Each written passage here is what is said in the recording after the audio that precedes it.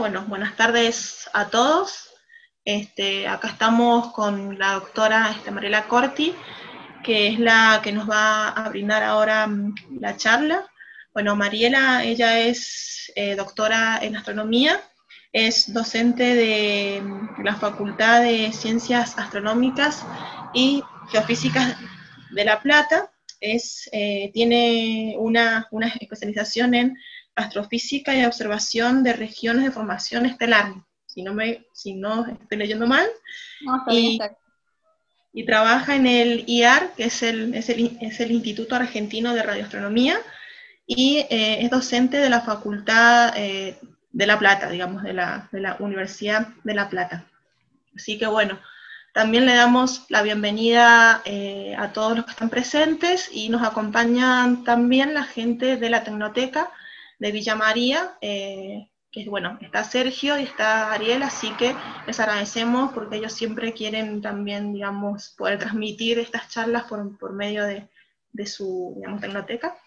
Así que bueno, bienvenidos a todos, acá nos acompaña Claudio, y bueno, ya podemos empezar con esta charla de Mariela, que yo creo que, y todos creemos que va a ser bastante interesante, y vamos a estar hasta las 12 más o menos de la noche con la charla de Mariela.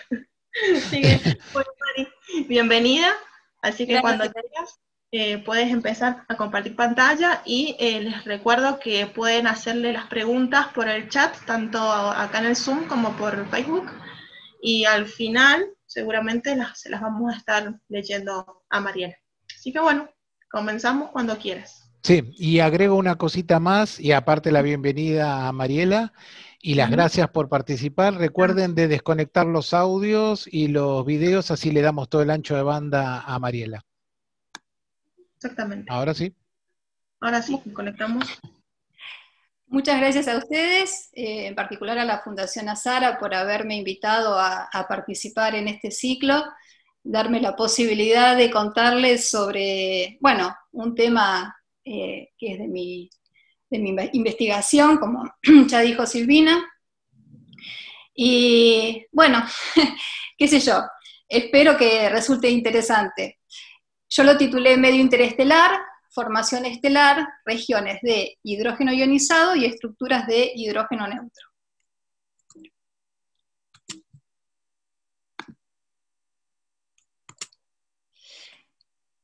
Me parece adecuado, antes de comenzar con lo que es el tema en sí de la charla, aclarar algunos vocablos, algunas cosas que voy a usar. Es posible que ya todos lo sepan, pero bueno, por si hay alguien que no, lo voy a decir rápidamente. Bueno, ¿qué es la unidad astronómica? La unidad astronómica es la distancia que hay entre la Tierra y el Sol, son 150 millones de kilómetros. El año luz, porque lo voy a mencionar, es la distancia que recorre la luz viajando a 300.000 kilómetros por segundo en el transcurso de un año, que equivale a 10 billones de kilómetros. Esa notación que ven ahí, que se conoce como notación científica, lo que está indicando es la cantidad de ceros que va a seguir al número que tengo por delante. Por ejemplo, acá este 6 me está indicando que son 6 ceros, entonces son 150 millones. Bueno, ¿qué es el parsec? El parsec, que es otra unidad de distancia, se define como la distancia Tierra-Sol observada desde un objeto celeste, formando un ángulo de 1 segundo de arco. Es decir, cuando se encuentra a esa distancia, que se definió como un parsec, y la distancia Tierra-Sol se observa como de 1 segundo de arco, se tienen 3,26 años luz, o 206.265 unidades astronómicas. No sé, a mí me resulta más fácil recordarlo en años luz. Y cuando hable de kiloparsec, me voy a estar refiriendo a 1000 parsec. Bueno, y también quiero recordarles que nosotros como unidad de temperatura usamos Kelvin, que equivale a 273 grados Celsius o grados centígrados bajo cero, ¿sí? Que lo indicamos con este signo negativo acá, y que es la definición de cero absoluto que usamos en astronomía. Listo, bueno, ahora sí voy a comenzar con la charla. Lo primero que quiero comentar un poquito es qué es el medio interestelar. Como medio interestelar se entiende que es esa materia difusa que está distribuida en el espacio y particularmente entre las estrellas. Todo esto que estoy indicando acá es medio interestelar. Acá, por ejemplo, está la representación de una estrella que está sola. Todo esto que está acá también es medio interestelar. Acá tenemos un cúmulo estelar, porque bueno, hay una concentración de estrellas, y todo este material que está acá también es medio interestelar. Bien, pero ¿de qué está compuesto el medio interestelar? El medio interestelar tiene gas y polvo. El gas ocupa el 99% del medio interestelar, y el polvo solamente 1%. Y de esa composición de gas, el 90% es hidrógeno, por eso es de hidrógeno de lo que más voy a hablar, es lo que abunda, 8% de helio, y el 1% restante de otros átomos, acá puse ejemplos, carbono, nitrógeno y oxígeno, que son los que abundan también dentro de su porcentaje. Ahora, el hidrógeno se presenta en su estado molecular, atómico y ionizado. Entonces, a ver, ¿qué es cada cosa? Bueno, molecular, cuando está la molécula de hidrógeno compuesta por 2 átomos de hidrógeno. El atómico, que acá tengo una representación muy simple del átomo de Bohr, donde está el protón, lo que sería ocupando parte del núcleo del átomo, con carga positiva, el electrón con carga negativa, que se lo muestra orbitando, desplazándose de movimiento circular en torno al protón a una cierta distancia r, que tiene una cierta masa y, bueno, y una cierta dirección de desplazamiento. Digamos, es la representación clásica. Y que esté ionizado el átomo quiere decir que perdió a este electrón. Bueno, y vamos entonces a ver qué es el polvo. Ese 1%, que no por ser poco, no es importante. Cuando hablamos del polvo, hacemos referencia a conjuntos simples de moléculas que en un principio pueden ser moléculas muy sencillas, pero que después se pueden ir tornando más complejas. Bueno, yo pensé en poner como ejemplo moléculas que pueden ser conocidas, como por ejemplo el monóxido de carbono, que está compuesta por átomos de carbono y de oxígeno, cianuro, que tiene hidrógeno, carbono y nitrógeno, amoníaco, con nitrógeno y 3 átomos de hidrógeno, formaldehído, 2 de hidrógeno, 1 de carbono y 1 de oxígeno, agua, 2 de hidrógeno y 1 de oxígeno, y hay más. Y me gustó también mostrarles esta foto tomada por la Universidad de Hawái a una composición de polvo encontrada en un meteorito que recibieron acá sobre la Tierra. Y fíjense, es una composición de metal y sulfuro, y el tamaño que posee es el equivalente, o menor aún, a la 100ª parte del cabello humano. Pero claro, con un microscópico electrónico es posible obtener una foto como esta. Entonces, esta es una muestra del polvo que tenemos en el medio interestelar. Bien, ahora, ¿cuáles son las fases del medio interestelar? Porque el medio interestelar no es homogéneo, ni en temperatura, ni en densidad, ni desde ya en su composición. Entonces, bueno, yendo de las fases de menor a mayor temperatura, comenzamos con las nubes moleculares, que son las partes más frías del medio interestelar, con una temperatura que va de 10 a 30 kelvins. Con la densidad de partículas, que en este caso se trata de hidrógeno molecular, básicamente, ¿sí? En su mayor parte, que va de 100 a 1.000.000 de partículas por centímetro cúbico. ¿Y cómo las observamos? Bueno, las emisiones moleculares se pueden observar tanto con líneas de absorción registradas en la banda de radio, en la longitud de onda de radio, como en el infrarrojo. Porque la emisión molecular es absorbida por este medio que se puede estar encontrando a una temperatura igual o incluso menor, depende mucho del lugar en la galaxia en la que se encuentre, y entonces por esta razón lo vamos a ver así. Después tenemos el medio neutro frío, que tiene una temperatura varía entre 50 y 100 kelvins. Su densidad es mucho menor a la de las nubes, porque solamente tenemos de 20 a 50 átomos de hidrógeno en su estado neutro por centímetro cúbico. Y bueno, y se lo estudia analizando la absorción en la línea de hidrógeno neutro en 21 centímetros. El medio neutro, templado, fíjense ya el cambio en temperatura, ahora va de 6.000 a 10.000 grados Kelvin, pero la densidad es muchísimo menor. Se trata de átomos neutros de hidrógeno que al haber adquirido una mayor temperatura, ahora tienen la capacidad de, digamos, desplazarse con mayor energía. Entonces, se dispersan más en el medio y por esta razón baja la densidad, 0,2 a 0,5 partículas por centímetro cúbico. Y bueno, y en este caso, como están a mayor temperatura, la forma en la que se los estudia es a través de la emisión el hidrógeno neutro también en la línea de 21 centímetros de radio. Yo después voy a hacer una descripción muy breve del espectro electromagnético. Tenemos el medio ionizado templado, que se podría considerar dentro del anterior, porque tiene unos 8.000 grados kelvins, la misma densidad, solo que ahora el hidrógeno está ionizado, es decir, perdió a su electrón. Y se lo puede observar, se lo puede estudiar con la emisión en H-alfa.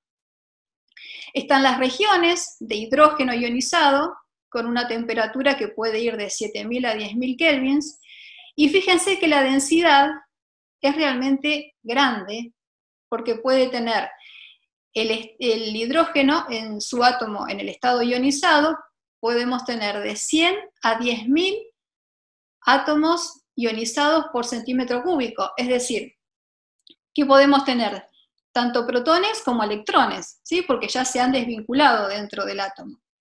¿Y cómo se lo estudia? Bueno, se lo estudia a través de la emisión en radio, en el continuo de radio y en H-alfa. Y finalmente el medio ionizado caliente, donde tiene una temperatura que va del 1.000.000 a los 10 millones de grados Kelvin, y en consecuencia de esto, justamente es el medio con más baja densidad, porque nuevamente las partículas están cargadas con una energía tan alta que tienen la capacidad de desplazarse a grandes velocidades y recorrer mucha distancia dentro del medio en el que se encuentran. Entonces la densidad del lugar baja. Tienen una 10.000ª o centésima partícula, ¿sí?, por centímetro cúbico, que en este caso también va a ser el hidrógeno ionizado, o vamos a encontrar metales altamente ionizados, metales que han perdido más de un electrón. Bueno, y en consecuencia de justamente esta alta temperatura, emiten alta energía, como es en el caso de los rayos X, y también ultravioleta. Entonces, como estoy haciendo referencia al espectro electromagnético, vamos a ver rápidamente de qué se trata. Básicamente, el espectro electromagnético es la distribución de la energía transportada por una onda. Esa onda puede ser emitida por distintas clases de objetos. Nosotros, al estar estudiando en astronomía, lo que observamos en el cielo, pueden ser estrellas, nebulosas, incluso, bueno, planetas que no emiten su propia energía, sino energía reflejada, etc. Ahora, ¿qué es importante recordar? cuando hablamos de espectro electromagnético. La relación longitud de onda, frecuencia y de allí energía. Acá el espectro comienza con una onda que tiene onditas o curvas que están muy cercanas y se van espaciando, se van alejando cada vez más. Bueno, ¿esto qué significa? La longitud de onda se define como la distancia que hay entre un máximo y el siguiente o el anterior, como lo quieran ver, o entre una cresta y otra. Esto es la longitud de onda. Bueno, la amplitud es, digamos, la altura que tiene esa onda respecto de un valor medio. Fíjense que acá la distancia de un máximo al otro, o el recorrido de un máximo al otro, es mucho menor que si vengo a hacerlo acá. Entonces acá tengo menor longitud de onda, o una longitud de onda corta, y acá es mayor. Ahora, tenemos que recordar que siempre la longitud de onda multiplicada por la frecuencia me dan un valor constante, que es la velocidad de la luz. Por lo tanto, cuando un parámetro es chico, el otro tiene que ser grande. ¿Esto qué quiere decir? Que una radiación electromagnética que viaje a una longitud de onda corta va a tener una alta frecuencia. Y la alta frecuencia, ¿qué va a estar diciendo? Que el fotón, que es el que, bueno, viaja a la velocidad de la luz portando de esa radiación emitida, va a estar transportando una alta energía, porque la relación de la frecuencia con la energía es lo que llamamos lineal o directa. Por lo tanto, acá tenemos una radiación alta energía, y acá, que vamos a una longitud de onda mucho mayor, ya entrando a las ondas de radio, en principio cortas y después más largas, la frecuencia es mucho más baja y por lo tanto la energía que transportan es menor. Los que trabajamos en radioastronomía siempre estamos identificados como los de bajas energías. Y bueno, y se debe a esto. Bien, entonces, ahora sí, ¿qué es la formación estelar? Básicamente es el proceso por el cual grandes masas de gas que se encuentran en galaxias formando nubes moleculares, ¿sí? Acá tenemos el ejemplo o la representación gráfica de una, terminan transformándose en estrellas, con un ciclo que, bueno, lo voy a describir muy rápidamente para no entrar en detalle, pero en principio tenemos la nube molecular que está en el espacio interestelar. La nube tiene un movimiento de rotación, y en consecuencia a que está integrada, que está formada por partículas que tienen una masa, y por ende van a sentir una atracción gravitatoria, la rotación de la nube molecular va a generar que toda esta masa vaya cayendo hacia el centro, se vaya agrupando hacia el centro de la nube. Entonces, lo que va a suceder es que se van a formar núcleos densos en la nube, que van a ser los que se conocen como precursores estelares. Estos núcleos, a su vez, van a seguir recibiendo materia de su entorno. Todo el entorno se va a ir, va a mantener su movimiento de rotación, se va a ir formando una especie de disco, ¿sí? Se va a ir aplanando, y el centro, al tener una mayor agrupación de material, va a tener una mayor atracción gravitatoria también hacia todo su entorno, y va a seguir lo que se conoce como acretando gas y polvo de ese medio, ¿sí? Lo va a seguir llevando hacia sí mismo, para, digamos, tener cada vez mayor cantidad de masa en ese núcleo que se formó. Ahora, hay límites. Hay un límite que se conoce como inferior de masa necesaria para que este grumo, como lo solemos llamar en la nube molecular, este grumo que se formó, pueda encender el hidrógeno para comenzar la primera reacción nuclear, que es la que da origen a la estrella. Y la masa que se reúna no puede ser menor a 0,08 veces la masa del Sol. Y a su vez hay un límite superior, que es lo que todavía está un poco más en estudio o en discusión, Por eso no puedo dar un valor determinado, pero que puede estar entre 60 y 100 masas solares. Bien, básicamente el proceso de formación estelar se divide en dos fases. Nube molecular, que es de lo cual les estuve hablando, y protoestrella. Entonces, la nube molecular puede tener desde 100.000 masas solares, o sea, ser una nube realmente gigante, a quizás una composición menor a una masa solar. Siempre va a tener hidrógeno en su estado molecular, y sus temperaturas, como les dije, va a estar entre las 10 y 30 kelvins. Es importante que sea fría la nube para que se pueda generar esta concentración de masa que luego, por otras razones, va a comenzar a elevar la temperatura y se va a dar inicio a las reacciones nucleares. Bueno, y la densidad que va a tener, entonces va a ser de 1000 o 10.000 partículas por centímetro cúbico. Bien, ¿qué puede suceder con la nube molecular? Siendo suficientemente masiva y fría, como les comenté, comienza la contracción gravitatoria. Ahora, si se trata de una nube molecular estable, lo que va a suceder es que va a aumentar la presión, que la presión lo que hace es llevar el material hacia afuera, ¿sí? Como que expulsarlo, y va a aumentar más rápidamente que la velocidad con la cual aumenta la gravedad que lleva el material en un sentido contrario, ¿no? En una dirección contraria. Entonces, cuando se consigue eso, la nube molecular retorna a su estado original. Pero, si no se consigue que esa nube sea estable o que prevalezca un equilibrio entre ambas fuerzas, y se reúne una cantidad de masa que se conoce como masa crítica, que es de aproximadamente 1,5 veces la masa que tiene el Sol, entonces se pierde la estabilidad y toda la masa colapsa.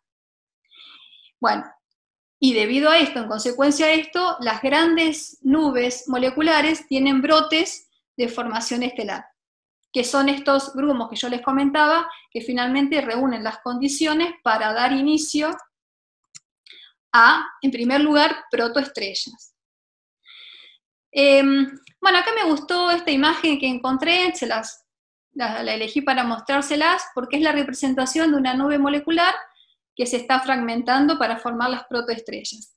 Fíjense, acá tiene 20 parsec. El tamaño de esta nube, o al menos de esta región de la nube, es de 20 parsec. Pero si tomamos 0,3 de parsec de la nube, que en comparación es muy chico realmente, lo que podemos ver son estos filamentos que se observan acá, que son simplemente concentraciones de gas y de polvo dentro de la nube, en los cuales estos puntos negros lo que muestran es que se está dando origen a las protoestrellas, es decir, perdieron la estabilidad y están comenzando a formarse esos grumos que en un principio los conocemos como protoestrellas. Bueno, esta es otra imagen de una nube molecular gigante. Se obtuvo con los radiotelescopios de ALMA, que están en el norte de Chile, con los cuales se puede obtener imágenes con muy buena resolución angular y ver detalles como los que observamos acá.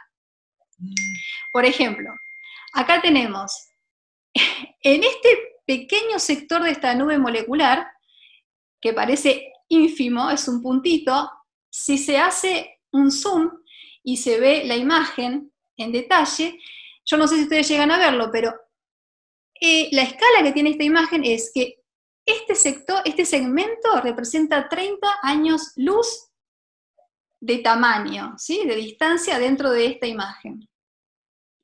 Y si a su vez hacemos otro zoom en este sector, lo que vemos es esto. Y ya se puede identificar la composición molecular que esta nube tiene. Que bueno, acá se ven que son moléculas un poco más complejas que las que yo les mostré al principio. Esta es una nube molecular que se encuentra en la Gran Nube de Magallanes, que como saben es una de las galaxias satélites de la Vía Láctea. Es impresionante la definición que tiene esa imagen. ¿Viste? Eso es lo que te permite trabajar con lo que es la radiointerferometría. Tantas antenas tomando registro de una misma imagen. Y bueno, ya que está, digamos, voy a mencionar el tema de lo que es la resolución angular. No sé si ustedes saben que la resolución, lo que se entiende por resolución es la capacidad de separar dos objetos que están muy próximos y verlos como dos, ¿no? Y no confundirlos como si fueran uno solo. Entonces, ¿cómo consigo yo mejorar la resolución? Cuando estoy con antenas de radio, las antenas que mayor diámetro tienen, es decir, los platos más grandes, me ayudan a que la resolución angular del objeto que esté estudiando, de la imagen que obtenga, sea cada vez mejor. Pero cuando hago radiointerferometría, lo que estoy haciendo es reemplazar el diámetro de una antena por la distancia entre antenas. Entonces, este parámetro crece muchísimo y como la resolución la consigo dividiéndola por este parámetro, tengo un valor cada vez menor. Ese valor tan pequeño lo que me está diciendo es a la distancia que puedo tener separados dos objetos para identificarlos como dos y no confundirlos. O que me permite, digamos, observar esta clase de detalles en, por ejemplo, una nube molecular. ¿Sí? Es impresionante. Bueno, entonces, ahora dejamos un poco las nubes moleculares y yendo más hacia la protoestrella. ¿De qué se trata en concreto, entonces, una protoestrella? El periodo de evolución que transcurre desde que es una nube molecular formada por hidrógeno, helio y bueno, partículas de polvo que se empiezan a contraer, como les comenté, hasta que en el interior de este grumo que se formó se den las condiciones de temperatura y presión que van a permitir que en el núcleo, ¿sí?, de ese grumo comience la fusión de hidrógeno en helio. Hasta ese momento decimos que lo que se tiene es una protoestrella. Ya cuando comienza la primera reacción nuclear, entonces decimos que dejó de ser protoestrella y pasó a ser estrella. Y en particular, se ubica en la secuencia principal del diagrama Hertzsprung-Russell o HR. Lo voy a explicar rápidamente porque imagino que ya todos lo conocen y se van a aburrir de escucharme. Diagrama HR, ¿qué me muestra? En el eje horizontal o eje X, la temperatura que crece hacia la izquierda, en el eje vertical o eje Y, la luminosidad que crece hacia arriba. Entonces, acá lo que está representando a la derecha, o sea, a menor temperatura, como corresponde, es una nube molecular, porque como les dije, es fría, es una nube molecular, oscura, fría, grande, en la cual comienza a contraerse, ¿sí?, en su centro. Entonces se va a ir tornando cada vez más caliente y más brillante.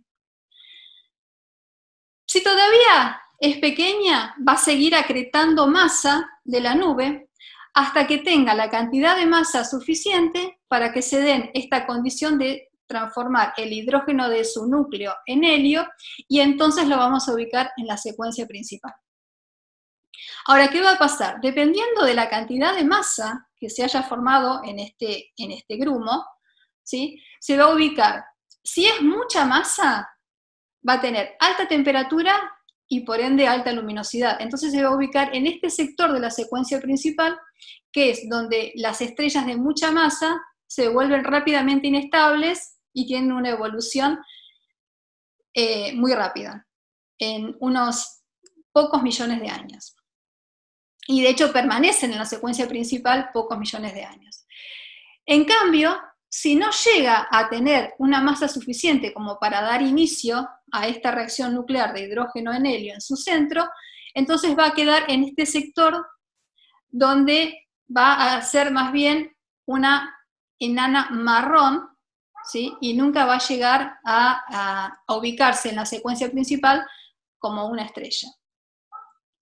Bueno, quizás, ¿qué sería importante recordar de todo esto? Que las protoestrellas que tengan una masa del orden del Sol, de la masa del Sol, van a tardar unos 100 millones de años en hacer todo este recorrido y llegar a la secuencia principal. Luego, en secuencia principal, ellas van a permanecer mucho tiempo quemando hidrógeno en helio. Por ejemplo, el Sol se estima que tiene unos 4.500 millones o 5.000 millones de años en secuencia y que todavía le queda tiempo para estar ahí. Las estrellas de menor masa van a estar más tiempo aún. Mientras que las de masa, en su etapa de protoestrellas, del orden de 15 o más veces la masa del Sol, solamente van a tardar 100.000 años en hacer todo este recorrido y llegar a la secuencia principal. Fíjense la diferencia, hablamos de millones, 100 millones, o miles, 100.000 años. Bueno, ¿qué es una estrella? Porque yo les estoy mencionando la estrella, y si bien no puedo llegar a la estrella sin antes hablar de protoestrella, bueno, creo que ya puedo hacer un poco más de hincapié en qué es una estrella. Básicamente y rápidamente, una estrella es una esfera de gas en un estado de equilibrio continuo entre ¿quiénes? Entre la gravedad, la fuerza gravitatoria, que lo que busca hacer es la contracción gravitacional, haciendo que la masa caiga hacia el centro, y la expansión térmica, que lo que hace es repeler esa masa y hacer que vaya hacia la superficie, ¿no? Hacia el extremo. Entonces están todo el tiempo en continua pelea, digamos, estas dos fuerzas. Cuando se consigue un equilibrio y se dan las condiciones apropiadas de temperatura y presión para que se genere la primera reacción nuclear en su interior, entonces vamos a tener energía generada en el interior, ¿sí? Y esta energía va a viajar por dentro de la estrella, va a sufrir algunos cambios, pero finalmente va a salir de la estrella y es la que va a llegar a través de la radiación electromagnética a nosotros. ¿Cómo llega? Bueno, llega a través de luz, radiación electromagnética, o a través de vientos. ¿Por qué? Porque las últimas capas de la atmósfera, ese gas que lo compone es expelido, es soplado. Bueno, hay una clasificación estelar hecha en función de la cantidad de masa, la temperatura, la luminosidad con la que las estrellas se forman cuando llegan, digamos, cuando comienzan su primera etapa en todo lo que es la evolución y se ubican en la secuencia principal. Entonces, por un lado, lo que les decía, la gravedad les va a obligar a incorporar material de los alrededores, ¿no? Del entorno en el que se están formando, en esa gran nube. Pero por otro lado, la radiación que ellas mismas van a ir generando, junto a los vientos, va a hacer que ese material sea barrido. Entonces, también están todo el tiempo en esa continua lucha, en esa pelea. Y cuando finalmente se haya conseguido este punto de equilibrio, bueno, va a haber un balance entre los procesos y ahí vamos a decir que la estrella tiene tal masa, que es la masa con la cual se lo ubica ya en la secuencia principal. Acá una clasificación que me parece que este diagrama es bastante conocido, esta representación, donde, como se ve, a mayor temperatura tenemos un color celeste y a menor temperatura tenemos un color rojo, ¿sí? Inversamente a cómo representamos estas temperaturas sobre la Tierra. En astronomía, el celeste indica mayor temperatura que el rojo. Bueno, se las identifica con estas letras de O a M. El Sol, nuestra estrella, es una estrella de tipo espectral G, tiene unos 6.000 grados centígrados o Kelvin, digamos, la diferencia de 273 queda dentro del error de la medida. Así que bueno, en su superficie, ¿sí? Estoy hablando de la temperatura que se encuentra por afuera, es la temperatura del Sol, que como ven es una estrella más bien fría. Bueno, y acá está la clasificación mostrada a escala con los tamaños que están directamente relacionados con la cantidad de masa que tienen. Entonces fíjense, por ejemplo, de la más caliente, lo que se llama más temprana, la estrella de clase O, a la más fría o tardía, que es la de clase M, acá estaría el Sol. Bien, y rápidamente, porque mi intención no es hablar de evolución, como les dije, pero tanto que hago mención a cuando llegan a la secuencia principal, ¿qué es lo que pasa? Bueno, dos átomos de hidrógeno van a fusionarse para llegar a convertirse en un átomo de helio. Ahora, la energía que tienen esos dos átomos de hidrógeno es mayor a la que necesita el átomo de helio para llegar a formarse. Entonces, esa diferencia de energía es la que se libera y la que finalmente consigue salir de la estrella. Bueno, luego está la representación de que 3 átomos de helio para 1 de carbono.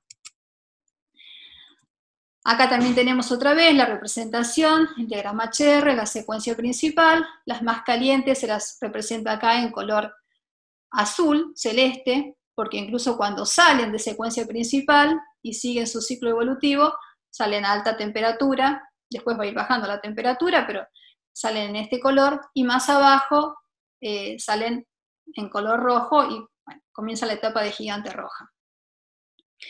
¿Qué es lo que quiero también comentarles? Que cuando están en secuencia principal, transformando el hidrógeno atómico en helio, en su núcleo alcanzan una temperatura que para que esta reacción nuclear se genere tiene que ser del orden de unos 15 millones de kelvins. Bien, y la permanencia en este estado, según la masa que hayan reunido, va a ser una estrella como el Sol puede llegar a estar 7.000 millones de años. Por lo tanto, fíjense que si el Sol llega a cumplir toda su etapa evolutiva en un tiempo de 10.000 millones de años y 7.000 millones de años pasa en secuencia principal, realmente es la etapa durante toda su evolución de mayor duración, ¿sí? En la que más tiempo prevalecen las estrellas. No importa la masa con la que se hayan formado, porque incluso las que se forman con mayor cantidad de masa, como les decía, 15 masas solares, van a estar del orden de 10 millones en secuencia principal, pero todo el resto de su ciclo evolutivo también va a ser muy rápido. Bueno, y 5 masas solares, 65 millones de años. Fíjense la diferencia que hay de permanencia en secuencia según la cantidad de masas con la que se hayan formado. ¿Y esto a qué se debe? Se debe a que esa masa es la materia prima, ¿sí? Que se emplea para generar energía, donde se da lugar a las reacciones nucleares. Y cuando se tiene mayor cantidad de masa o de materia prima, estas reacciones son más violentas, y entonces todos los eventos, digamos, de transformar un componente en otro, sucede mucho más rápido. Y simplemente por eso la evolución lleva menos tiempo. Si es más rápida, es más corta. Bueno, pero ahora que les estoy hablando de energía, veamos un poco cómo se puede generar la energía que emite un átomo de hidrógeno, ¿sí? Lo que se conoce como series espectrales. Bien, a mí me gusta siempre pensar en esta representación muy clásica de los distintos niveles de energía en el átomo como si fuera una escalera. Fíjense, la mayor distancia la tengo entre el primer nivel de energía llamado fundamental, n igual 1, y el siguiente, el n igual 2, que para mí es el peldaño más grande que hay que subir en la escalera. O sea, para el cual necesito mayor energía si me quiero mover de acá a acá. Y a medida que voy subiendo se van haciendo cada vez más chicos esos peldaños, es decir, los niveles de energía se van agrupando, ¿sí? Se van acercando. Ahora, llamamos como Lyman a esos fotones que se generan cuando, por ejemplo, el electrón está en el nivel 2 y cae al 1, entonces el excedente de energía lo va a liberar y va a viajar en la radiación de Lyman. Se les da, hay una subclasificación, una subidentificación con letras griegas, alfa, beta, gamma, bueno, ya lo vamos a ver, y esto va a ir dependiendo de justamente este salto de energía que represente. Cuanto mayor es el salto de energía, lo que les expliqué hace un rato, menor es la longitud de onda a la que viajan. Entonces, Lyman va a viajar, va a ser una radiación de onda que se va a generar en el ultravioleta. Balmer es como se le llama a cuando el electrón queda en el nivel 2 de energía, y entonces el fotón que va a emitir con esa diferencia, con esa energía, digamos, que le estaría sobrando, va a viajar a la longitud de onda del visible. Y acá se ven los colores, nuevamente, del rojo al azul, de menor a mayor energía. Bueno, y después vamos a tener en la longitud de onda del infrarrojo, como son Paschen, Brackets y Fan. Cada vez menor energía y mayor longitud de onda. Bien, y acá lo que me gustó es que, bueno, está representado un poco más en detalle lo que es la serie de Balmer, pero también está la representación de qué pasa cuando, en vez de emitir el fotón, porque el electrón cambió su estado energético cayendo hacia un nivel de menor energía, cuando absorbe esa energía, dependiendo justamente de la magnitud que esta energía tenga, ese electrón va a poder cambiar de nivel subiendo. En este caso, bueno, se lo ve como sube acá desde el nivel 2, que es donde prevalecen, hasta donde llegan en la serie de Balmer. Bueno, acá simplemente se están indicando las longitudes de onda, y como ven, para el rojo de menor energía es mayor que para el lila, que tiene un salto de mayor energía. Bueno, a ver, ahora tengo un video que me gustaría mostrarles para comentarles sobre esto un poco más en detalle. A ver si lo puedo. Dale, vos hacé tranquila, pero la verdad que qué bien que explicas. ¿Se está entendiendo? Sí, sí. Bueno, entiendo todo. Mirá que es un tema complicado, pero la verdad, excelente, María. Acá viene lo que querés mostrar, que yo te quería preguntar. Sí, qué sé yo, a mí me parece que es muy claro esto, pero ya saben que lo que no se entiende me lo preguntan, porque de eso se trata. Dale, no hay problema. Por ahora no hay preguntas, así que puedes seguir tranquila. Bien. Y la única pregunta ya la respondiste. Así que... bueno. Sí. Bueno, a ver, miren. Acá me gusta esto porque me parece que es una forma gráfica que aclara un poco más la cuestión de los distintos niveles de energía y la longitud de onda en la que va a viajar entonces la radiación que se genera. Por ejemplo, bueno, recuerdan que Lyman era cuando teníamos el electrón en el nivel fundamental de energía, como se representa acá, que es pegado al protón, ¿sí? Primer nivel de energía. Lyman alfa, fíjense, ese fotón que viajó lo hizo en una longitud de onda muy chica y representada en un color lila. ¿Por qué? Porque justamente lleva alta energía. No sé si ustedes llegan a ver lo que yo indico acá. El electrón absorbió ese fotón que llevaba consigo 10,2 electronvolts, ¿sí? Que saben que electronvolt es una unidad de energía, y entonces se dice que se excitó. Tuvo la energía suficiente para dar ese gran paso, ese primer gran peldaño en la escalera y subir del primer nivel al segundo. Cuando cae y recupera su estado anterior, se dice que se desexcita y por lo tanto libera esa energía. Y fíjense que acá también se indica, lo voy a volver a hacer. Fíjense, acá muestra que sube al nivel 2. Y ahora cae y entonces emite ese fotón. Vamos a ver qué pasa con Lyman beta. Es mayor energía, ¿sí? Le dio 12,09 electronvolts, no 10,2. Entonces pudo subir no al nivel siguiente, sino a 2 niveles siguientes. Y luego emite. Con gamma, fíjense hasta dónde sube. De hecho está indicado acá, el nivel 4. Tiene 12,75 electronvolts y cuando recupera su estado fundamental, lo libera. Bueno, y este es uno de los más energéticos, nivel 5. Y va emitiendo en partes.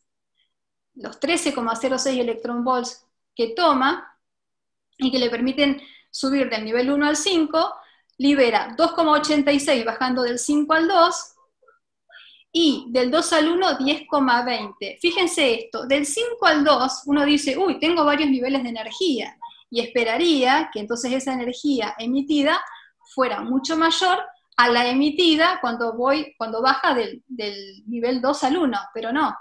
Si recuerdan cuando les mostré la serie espectral, justamente los que están más arriba, bueno, como se ve acá, ¿no? Están más próximos.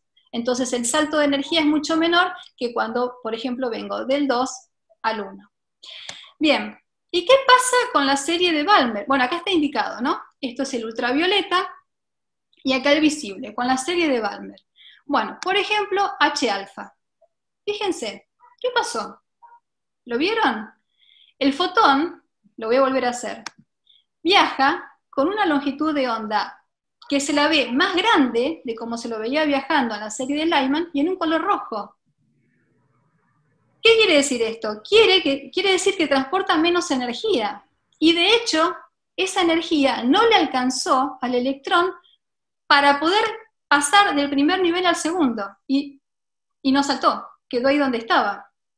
¿Y qué pasa si me voy a, por ejemplo, H delta? ¿Ven? H beta, ¿ven cómo va cambiando el color? Bueno, simplemente porque cambia el color dentro de la radiación visible, pero ninguna le alcanza para que el electrón cambie su estado del nivel fundamental al siguiente. Bueno, y si vamos a Pageant, fíjense lo que es, menos aún, muchísima menor energía. Es ese fotón que viaja en una longitud de onda más larga, más grande y de color rojo, ¿sí? Que justamente está en el infrarrojo.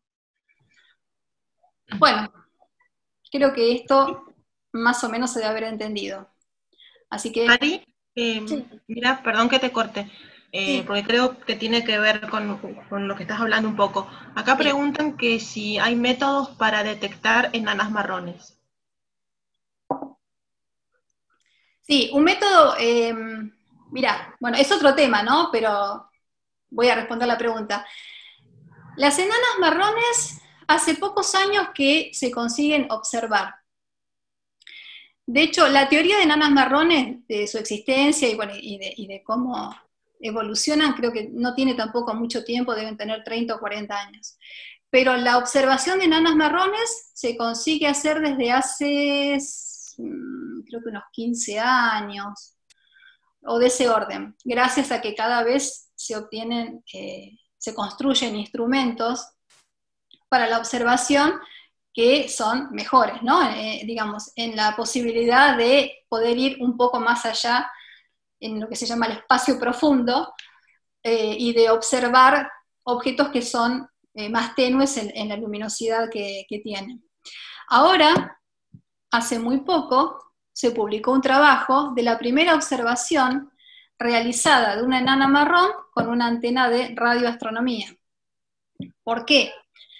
Porque en realidad lo que se detectó no fue una emisión como consecuencia de su temperatura, porque es demasiado baja, lo que se llama efecto térmico, sino que se observó el efecto no térmico, que es conocido como radiación sincrotrón. Yo no me quiero meter en un tema que sería complicado de explicar así en el aire, ¿no? Pero básicamente lo que sucede es que las partículas eléctricas, las partículas cargadas, se aceleran por la presencia de campo magnético y entonces se emiten. Y esa emisión es la que se detectó con esta antena de radioastronomía y se la pudo observar.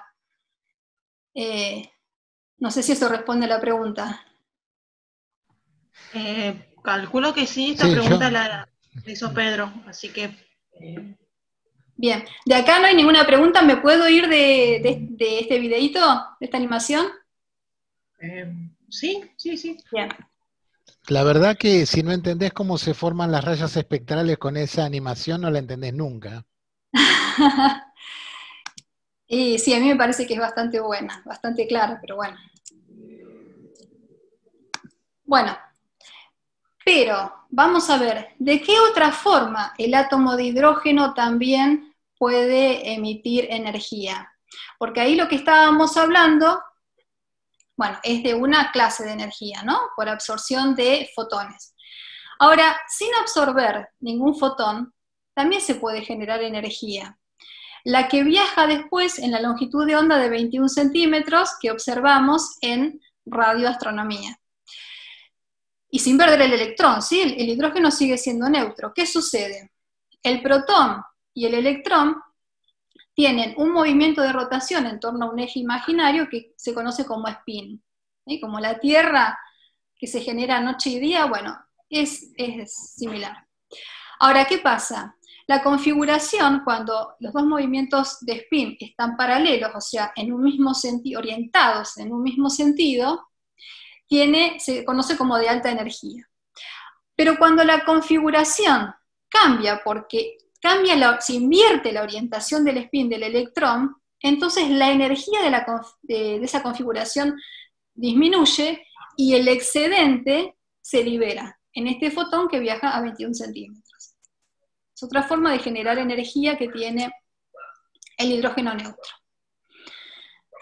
Bueno, y si esto está medianamente claro, para no demorarme mucho más, voy a pasar al otro tema de la charla, que ya no es específicamente formación estelar, sino las estructuras de hidrógeno neutro. Voy a comenzar por las supercáscaras de hidrógeno neutro. Entonces, ¿qué se entiende por supercáscaras? Es cuando son los objetos que en el medio interestelar se pueden identificar con un mínimo de emisión en la temperatura o un mínimo de temperatura, mejor dicho, en la emisión del hidrógeno neutro. Entonces, como les mostré recién, el hidrógeno neutro emite en 21 centímetros. Esta es una imagen obtenida justamente de esa emisión. Y acá se está mostrando la temperatura, que para confundirlos un poco más, esta vez sí el celeste está indicando menor temperatura y el rojo, como se ven acá con estos números, mayor temperatura.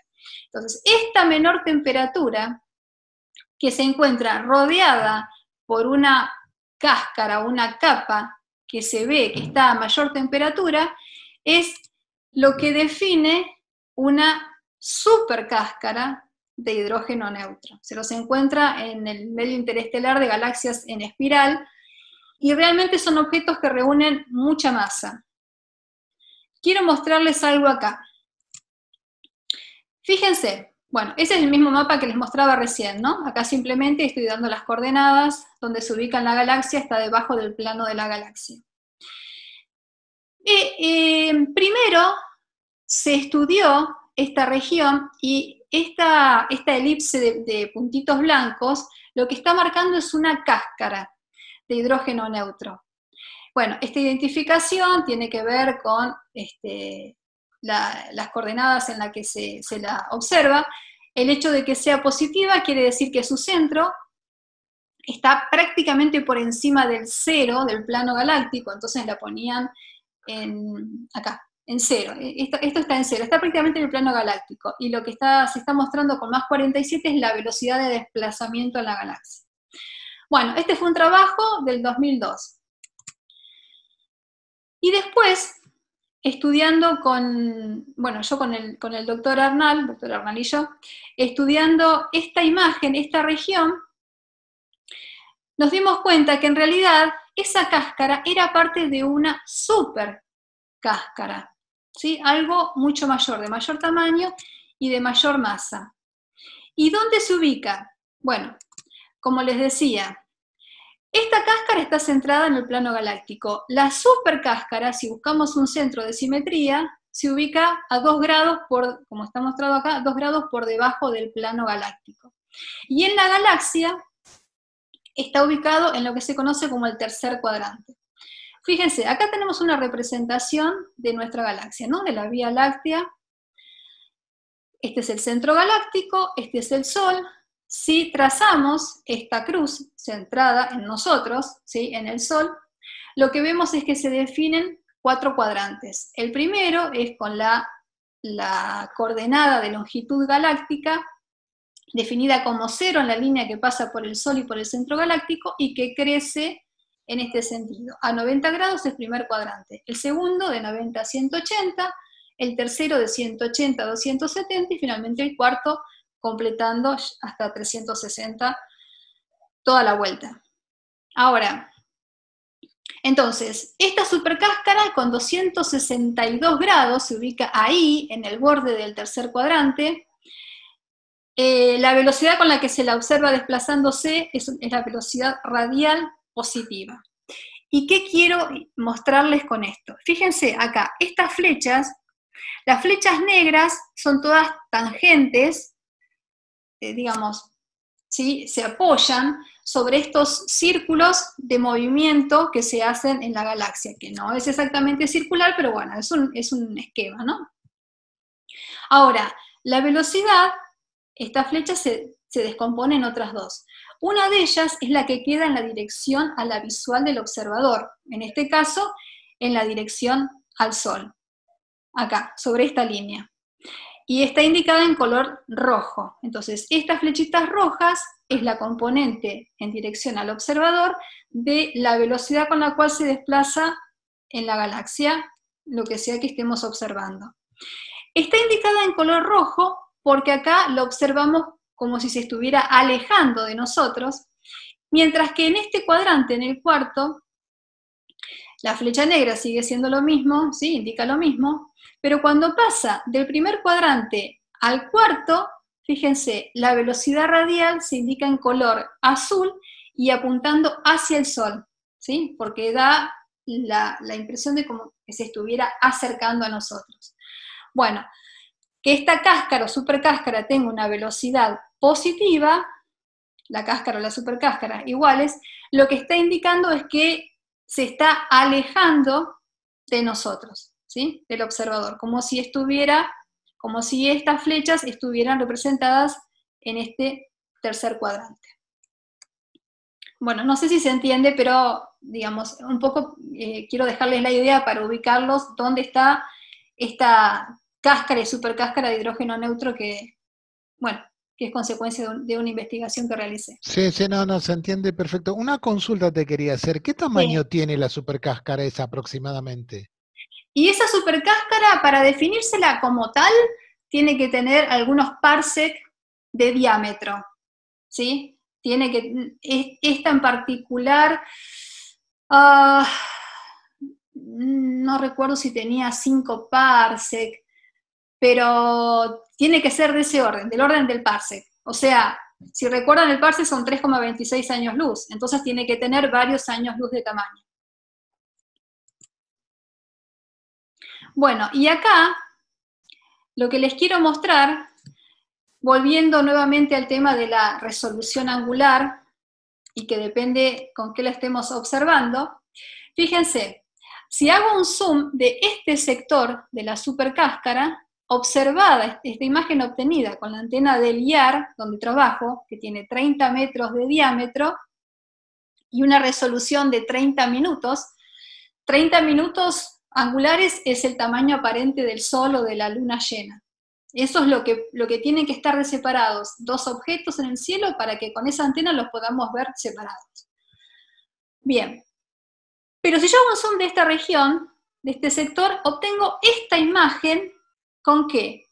Con la antena de radioastronomía de Parkes, que está en Australia, que fíjense, tiene 64 metros de diámetro, duplica el tamaño y por lo tanto duplica la resolución. ¿Por qué? Porque ya no es de 30 minutos, sino de 16 minutos.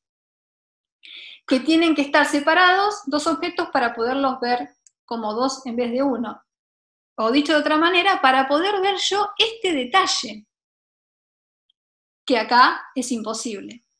A tal punto que ¿por qué nosotros con el doctor Arnal estudiamos esta supercáscara? Porque acá, en este puntito negro, que no sé si lo llegan a ver, lo que estoy indicando es una asociación estelar, es decir, un grupo de estrellas, todas muy tempranas, OB, que se ubica en este sector. Y nosotros quisimos saber qué interacción, qué participación tuvieron ellas, estas estrellas, con todo este entorno en el que se encuentran. que al estudiarlo vimos que en realidad formaba parte de una supercáscara. Bien, ahora, yendo a algo un poquito más chico, vamos a lo que se conoce como las burbujas interestelares. Las burbujas interestelares son, si se quiere, estas cáscaras de hidrógeno neutro, pero en otra escala, ¿sí? A mucho menor tamaño. ¿Por qué? Porque son producidas por los vientos de las estrellas calientes. Una estrella me puede generar una burbuja. Si tengo más estrellas calientes, pueden generar una burbuja más grande. Estos vientos que transfieren energía y masa al medio interestelar, lo que hacen es, como ya les conté, barrer material y entonces terminan formando esta burbuja. De hecho, bueno, se producen ondas de choque porque ese material que liberan o esa energía irradiada por estas estrellas viaja a una velocidad mayor a la del sonido, por eso le llamamos ondas de choque. Pero otra cosa interesante es que de toda esa energía que libera la estrella en el medio en el cual se encuentra, solamente del 2 al 5% es transferida al medio interestelar y convertida en energía mecánica de la burbuja. ¿Por qué convertida en energía mecánica? Porque la burbuja no es que se formó y quedó fija, sino que tiene lo que se conoce como una velocidad de expansión, lo mismo con las cáscaras, ¿sí? Se abren, se van separando el material, hasta que, bueno, pasados unos años se van a romper y van a desaparecer. Pero también les quiero comentar esto, ¿sí? No quiero pasar por alto el hecho de que cuando nosotros trabajamos con estas estructuras, planteamos hipótesis que son nuestro caballo esférico sin roce, ¿no? Porque pensamos que el viento de la estrella es constante y esférico, es decir, que es isotrópico, que siempre es el mismo en toda la estrella. Que el medio interestelar es homogéneo, cosa que ya les mostré que no es cierto, y que la estrella se encuentra en reposo respecto al medio interestelar que la rodea, lo cual también es mentira porque todo en el espacio se está moviendo. Pero bueno, en un principio, para estudiar estas estructuras, tenemos que partir de esas hipótesis. Bien, y les dije que también les iba a hablar de regiones H2, del hidrógeno ionizado. Este 2 romano lo que está indicando es que el hidrógeno perdió su electrón. Bueno, entonces, ya les estuve comentando un poquito. Ahora vamos a ir más en detalle a las regiones H2.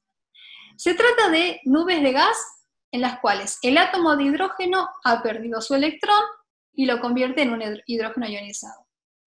Tienen distintos tamaños. ¿Por qué? Porque van desde las que se llaman o se conocen como ultracompactas, con un diámetro que apenas puede tener 1 año luz, o menos, a las gigantes, que tienen cientos de años luz, y que son las más conocidas porque, bueno, son las más fáciles para los astrónomos aficionados de observar con sus telescopios. La densidad va a variar, ¿no? Va a tener desde millones de partículas por centímetro cúbico, ¿sí? Las ultracompactas, a solamente unas pocas partículas por centímetro cúbico en el caso de las gigantes, donde todo el material se ha dispersado en un volumen mayor. Dependiendo de su tamaño, las regiones H2 pueden contener de cientos de estrellas a solamente unas pocas estrellas, pero una sola estrella ya es suficiente, si esta estrella es temprana o B, para ionizar el hidrógeno del medio en el cual se encuentra. Y están compuestas, como les conté, por un 90% de hidrógeno, y el resto, para que sepan que no solamente tiene hidrógeno, el resto es helio y en menor cantidad otros elementos más pesados. Bueno, acá hay una representación que a mí me parece que puede ser clara, de un trabajo de Dixon y Williams de 1997, de cómo se puede, digamos, esquematizar la formación de una región H2. Entonces tenemos en su centro una estrella muy caliente, que está emitiendo su energía, los fotones ionizantes, que van a ser absorbidos por el material, esencialmente hidrógeno, que la rodea. Ese hidrógeno se va a ionizar, va a perder su electrón, y el polvo que pueda tener, seguramente no sea mucho, pero polvo va a tener, se va a calentar. Ese polvo, cuando se calienta, absorbe los fotones que emite esta estrella y los reemite, es decir, los vuelve a emitir, pero en una radiación que viaja con mucha menor energía. Entonces él observa longitud de onda más larga, y si bien absorbió en el ultravioleta, que es como emiten las estrellas tan calientes, el polvo va a reemitir en el infrarrojo. Entonces, esta es la zona que queda, la región que queda como ionizada. Pero rodeando esa región se encuentra este material neutro, o sea, el hidrógeno que no se ionizó, con un polvo que todavía está frío.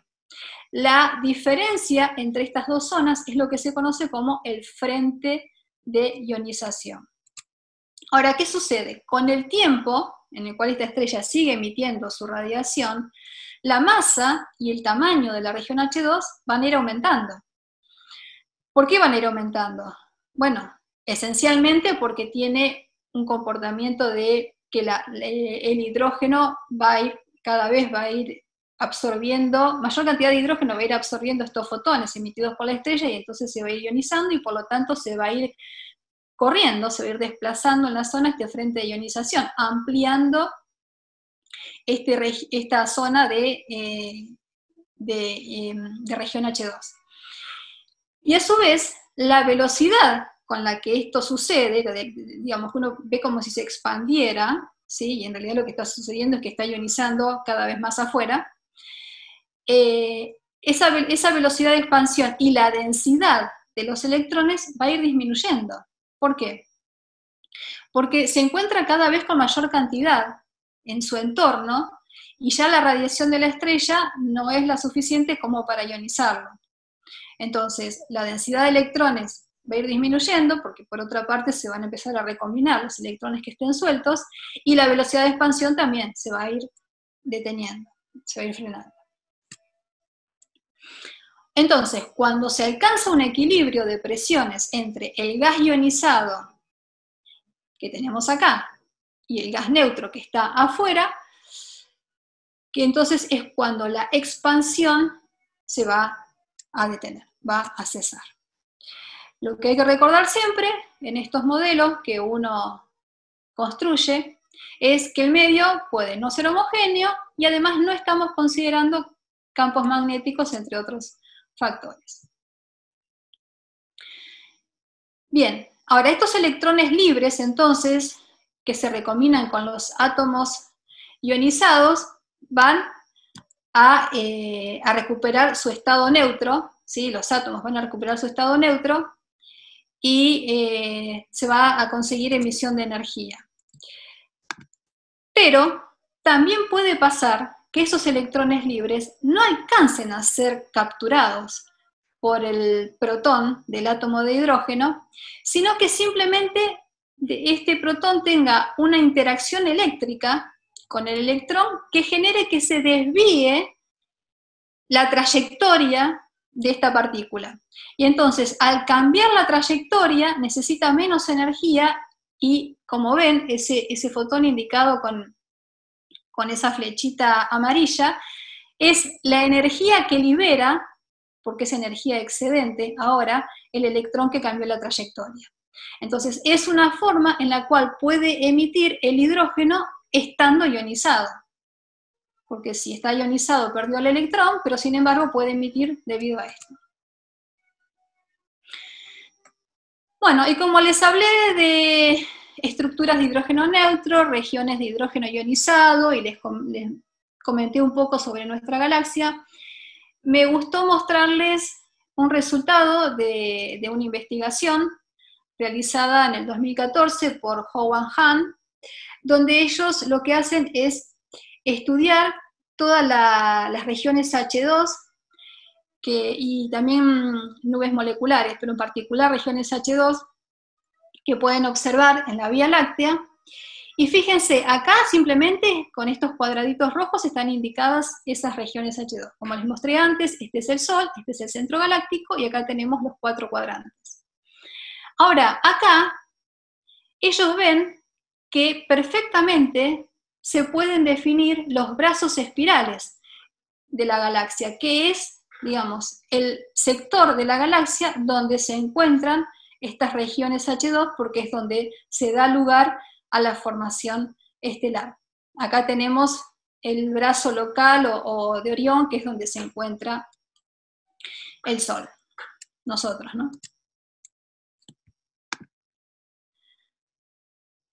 Bueno, y acá les quiero mostrar otro resultado de un trabajo de investigación que realicé, y nuevamente por esto de hacerles ver con las distintas frecuencias en las que uno, distintas longitudes de onda en las que uno puede obtener el dato, y con la distinta resolución angular del instrumento que use, qué es lo que se puede estudiar. Fíjense, acá lo que se tiene es una imagen de hidrógeno neutro en 21 centímetros. No se observa demasiado detalle. Con los colores, bueno, lo que estamos viendo en este caso es que estos colores más intensos, rojo bordó, están mostrando mayor temperatura en la emisión del hidrógeno neutro, y a medida que se van aclarando es menor temperatura. Donde acá, esto que es prácticamente blanco, dice que la temperatura es baja. Bueno, sin embargo, ¿qué pasa cuando me voy a lo que es el continuo? Estos 21 centímetros es línea. Cuando es el continuo, que tengo toda la radiación emitida por la región H2 en más de una longitud de onda, yo puedo observar que todo eso integrado, ¿sí?, reunido, está mostrando este centro rojo, que en realidad acá hay una emisión muy alta de energía y que va siendo menor a medida que me voy hacia afuera. Y fíjense lo que les decía, acá esta imagen es un zoom de esta otra. ¿Por qué? Porque la resolución angular de este dato obtenido en otra frecuencia, esta de 21 centímetros se obtiene en 1420 MHz. Esta otra fue obtenida en 843 MHz. Entonces, como les decía antes, disminuí la frecuencia,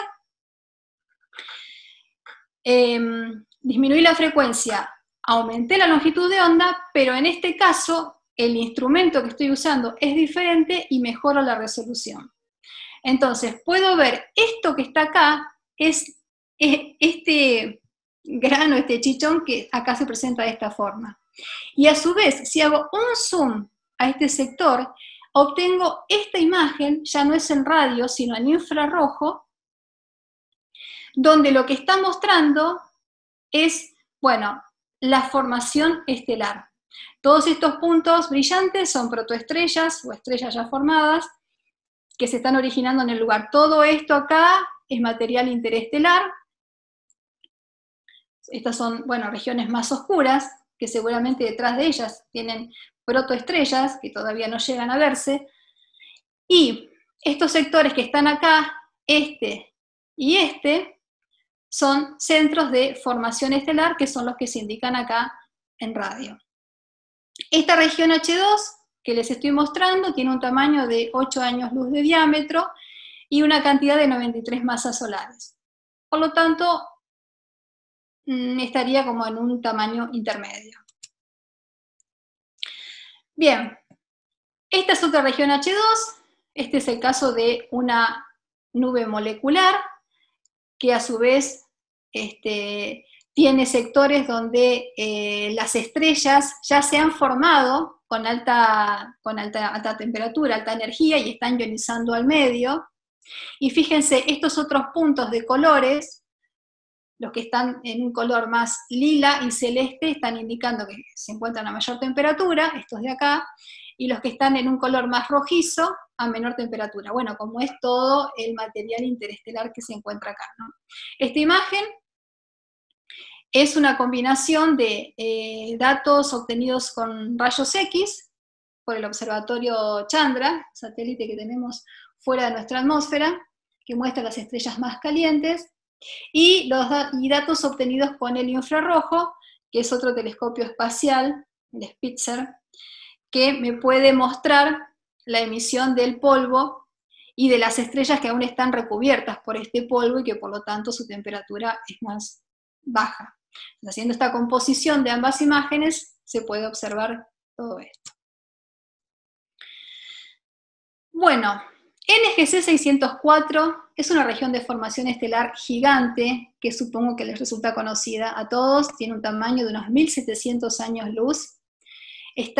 No es de nuestra galaxia, está en la galaxia del Triángulo, que sí es miembro del grupo local que integra la Vía Láctea, y en su centro se formó un cúmulo estelar de unas 200 estrellas, todas de tipo espectral O, ¿sí? Muy calientes, muy tempranas.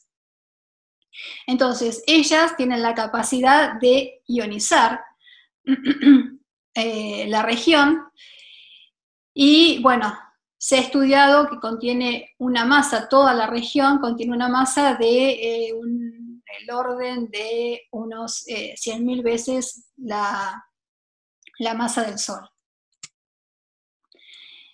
Bien, y acá está la nebulosa del Águila, que esa es la imagen que usé en la presentación de esta charla, que, bueno, el catálogo Messier es un catálogo que reúne la observación de muchas regiones de hidrógeno ionizado, ahí se la conoce como M16, y esta nebulosa del Águila, lo que tiene de particular, que son muy conocidos, se la conoce como los pilares de la creación.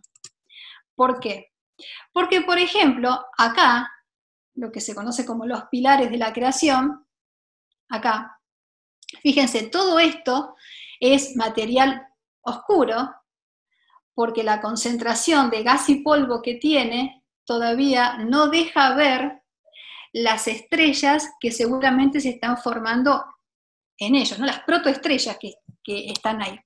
Acá, por ejemplo, esta emisión, en un tono más blanco y con mucho brillo, está mostrando que se están formando estrellas muy polentonas, ¿no? Con muy alta temperatura, estrellas muy tempranas. Y bueno, lo mismo acá, lo mismo por acá. Y acá tenemos estas en un color más rojizo, que quizás es consecuencia de que, bueno, todavía son protoestrellas. Me gustó también esta imagen, que es otra región de formación estelar, se la conoce como núcleo de la nebulosa de la serpiente. Acá está la constelación de la serpiente, sobre la cual, bueno, queda proyectada. Y lo que me gustó de esta imagen es que, otra vez, es un conjunto de imágenes del satélite Spitzer y del telescopio infrarrojo, que se conoce como TUMAS, este está sobre la Tierra, hay uno en Chile, y la composición de ambos datos permite observar todos estos detalles, donde los distintos colores de las estrellas lo que están mostrando es la distinta temperatura que ellas tienen. Y acá, por ejemplo, fíjense, esta zona negra, oscura, me gustó marcarla, porque ¿de qué se trata? De luz infrarroja, porque si acá estamos estudiando con infrarrojo, bueno, tanto con TUMAS como con el Spitzer, son datos en el infrarrojo, en distinta longitud de onda dentro de lo que es el infrarrojo. Y sin embargo, las estrellas o las protoestrellas que están allí todavía no se llegan a ver. ¿Por qué? Porque la cantidad de polvo y gas, seguramente también que hay, todavía no lo permite, y las termina bloqueando. Bueno, y acá son más imágenes de regiones de formación estelar, estas obtenidas con el infrarrojo, estas obtenidas con el visual, más del infrarrojo, que, bueno, me parecieron muy bonitas como para mostrárselas. Entonces, resumiendo un poco lo que les conté, y que ya los debo tener bastante mareados. El medio interestelar es la materia difusa que se distribuye entre las estrellas. Está compuesto básicamente de gas, en un 99%. Este gas contiene un 90% de hidrógeno, un 8% de helio y el 1% restante carbono, nitrógeno y oxígeno. Y solamente el 1% del medio interestelar está compuesto de polvo, que son, digamos, entendemos como polvo las moléculas más complejas. A su vez, el medio interestelar no es todo homogéneo, sino que se pueden identificar fases de acuerdo a su temperatura, a la composición estelar, a la densidad, y tiene las regiones de hidrógeno ionizado y las nubes moleculares. La formación estelar que se genera se divide básicamente en nubes moleculares y protoestrellas. En el interior de la esfera gaseosa, que se tiene, por ejemplo, en la protoestrella que se formó como consecuencia de esa nube molecular, comienza la reacción nuclear que transforma el hidrógeno en helio y entonces allí deja de ser protoestrella para pasar a ser una estrella. Las estrellas se van a clasificar según su masa, temperatura y luminosidad, siendo las más calientes las que se conocen como de tipo espectral O, y las capaces de emitir una energía igual o superior a los 13,6 electronvolts que se necesitan para ionizar al hidrógeno, es decir, para que se libere el electrón de la atracción que tiene con el protón. Las regiones de hidrógeno ionizado, entonces, son nubes de gas que contienen un 90% de hidrógeno, un 10% de helio, el resto de metales, perdón, el 10% de helio y metales, con el átomo que ha perdido su electrón, y las hay ultracompactas o gigantes, y pueden contener desde unas pocas masas solares a miles de ellas. Se las estudia con observaciones en longitudes de onda de radio, infrarrojo, y lo que es el H-alfa del visual, que es la parte más roja del visual. Las regiones H2 y las nubes moleculares son muy buenas trazadoras de los brazos espirales de la Vía Láctea, como les mostré en la imagen de ese trabajo de investigación. Y haciendo una comparación, otra vez de tamaños, energía y mecanismos de formación de las estructuras, tanto del hidrógeno ionizado como neutro, entonces tenemos la región H2, que tiene un tamaño que puede ir de 0,3 a 100 parsec. Es generada por radiación ultravioleta, emitida por las estrellas muy calientes, y los mecanismos de formación, bueno, son estos, las estrellas muy calientes. Las burbujas. Las burbujas de hidrógeno neutro tienen un tamaño menor a 80 parsec, y la energía que se necesita para generarlas es de 10 a la 51 ergios, con los vientos de estrellas incluso individuales. Para que tengan una idea, cuando hay una supernova, la energía que ésta libera es de 10 a la 53 ergios. Esto tiene 2 órdenes de magnitud menor.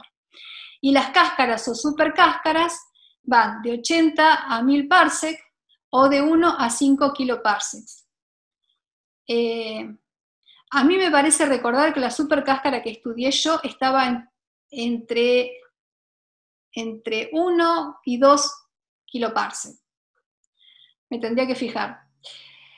Bueno, la energía que la genera es una energía mayor a los 10 a la 51 ergios, y básicamente se consigue con una agrupación de estrellas, ¿sí? Con cúmulos estelares.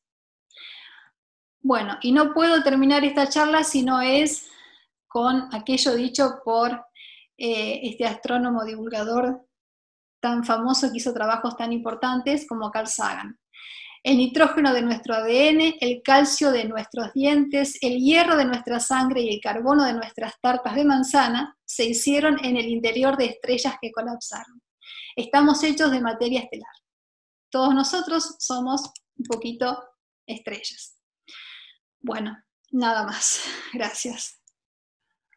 Bueno, la verdad, espectacular la charla. Tenemos que darte las gracias.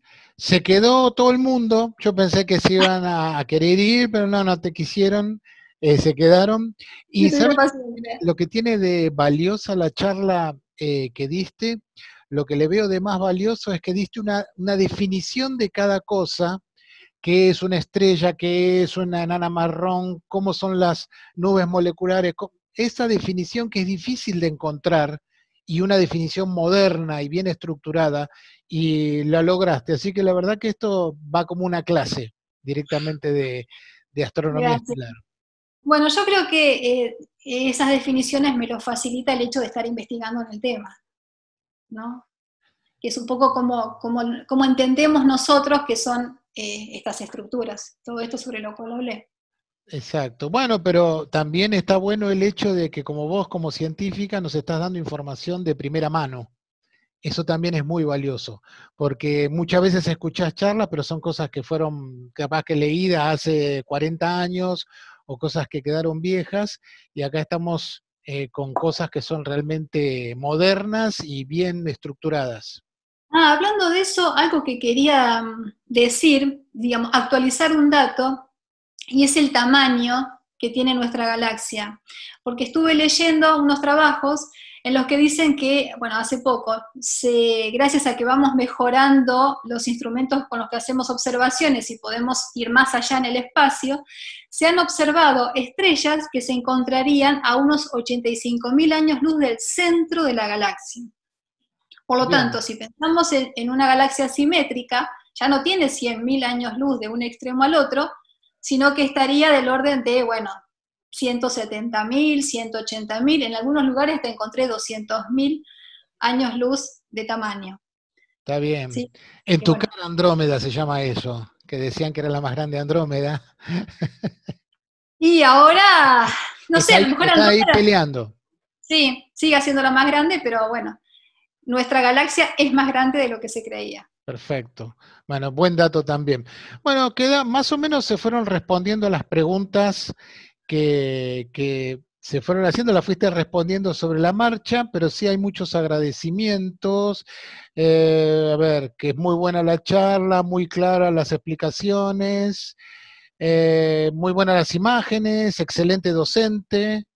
Excelente, muy clara la explicación, gracias Mariela, excelente, gracias.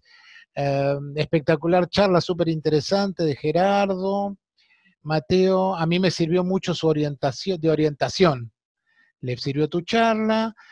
Muchas gracias, excelente. Es muy útil que los profesionales den charlas a nosotros.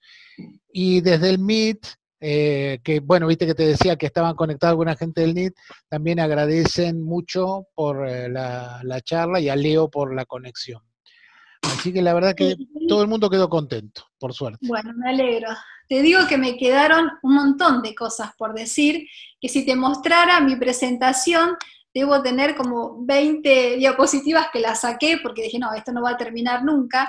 Todas me parecían importantes, pero digo, no, en algún lugar tengo que empezar a filtrar, porque si no, voy a estar hasta las 12 de la noche hablando y Claro, ya no se va a entender lo que diga, ¿no? claro. Pero Bueno, a pero lo que bien. voy con esto es que realmente es un tema sobre el cual, bueno, hay mucho para Bueno, decir. estás al horno, Mariela, porque acá Nora acaba de decir que podemos hacer otras. Así que El pez por vos la boca sola, muere, el exactamente, pez por la boca muere. ¿Quién me vos manda a mí? solita te metiste. Acá es así, vos ofrecés y acá nadie te va a decir nunca que no. No. Bueno, así que, bueno, como no, creo que no hay preguntas en Facebook o que las que había ya se hicieron, ya se respondieron. Tengo una. Bueno, dale, Leo, ahí Ajá. tiene algo para preguntar. Mariela, pregunta. Sí. Cuando comparaste los radiotelescopios, el del IAR y el de Parkes, pusiste que la temperatura de ruido del IAR era de 3 centésimos de grado Kelvin y la temperatura de Parkes era de 3 décimos de grado Kelvin. O sea que el radiotelescopio que está acá es mucho más sensible que el de Parkes. Sí, de todos modos, el que está acá ahora se está readaptando toda la electrónica que tiene. Entonces, ese dato ya quedó viejo. No sé ahora cuál es la temperatura de ruido que tiene. O sea, era la temperatura con la cual se observó y se obtuvo el dato que yo mostré. No te podría decir ahora cuál es su temperatura de ruido porque se estuvo adaptando todo esto. No, está bien, Pero, perfecto, no, porque me llama la atención de que en nuestro país tengamos algo que sea mucho más porque es 100 veces más sensible que el que está en Australia. Me extraña mucho, sí. ¿viste?